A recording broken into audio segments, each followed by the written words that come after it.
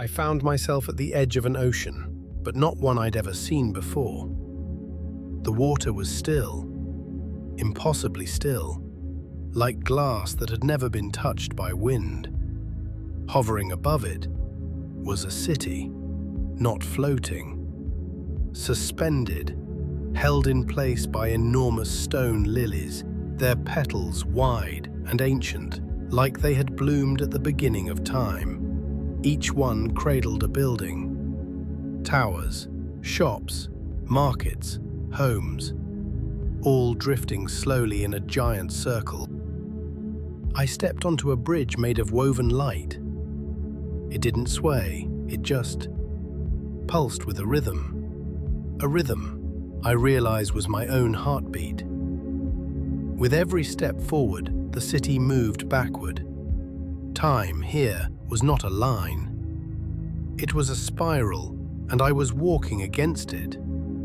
Children played in slow reverse. A boy tossed a feather into the wind and caught it before he threw it. A woman watered her garden, and the flowers unbloomed, curling back into buds before her eyes. Everything felt gentle, but wrong, like listening to a lullaby played in reverse. In the town square, there was a clock tower, tall, skeletal, made of white bone and pale brass.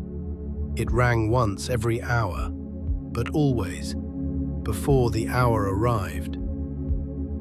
A crowd gathered underneath it, backs to the sound. No one looked up. It felt like the rules here had been rewritten, and I was the only one who remembered how things used to work. I tried to speak to a woman selling glass fruits from a cart. She shook her head before I asked my question. Then she handed me a fruit, one that vanished from my palm the moment I touched it. Not broke, not fell, vanished.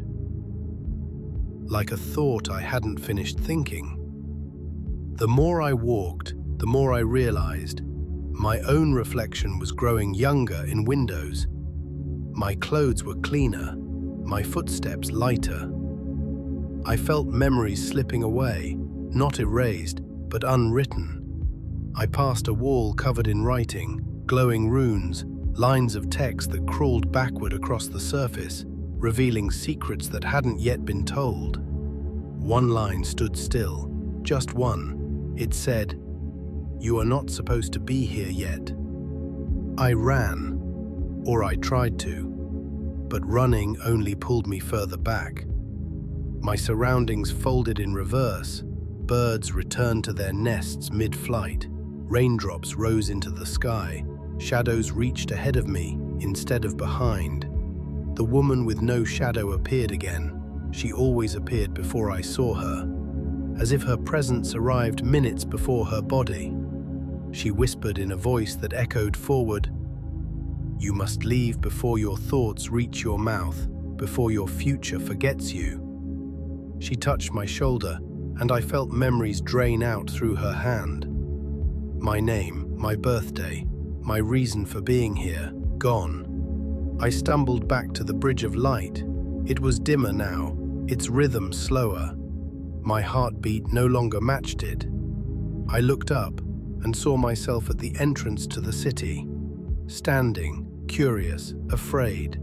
I shouted something, but my words were already in the past. They hit the air like dust and dissolved. Then the entire city folded inward, like a flower closing in slow motion. Buildings turned to blue mist. The lilies sank beneath the water, and the sky swallowed itself. Everything reversed into stillness. And then I woke up, alone, but somehow early, as if I'd returned before my body was ready. I still don't know if I went to sleep that night or woke up in someone else's dream.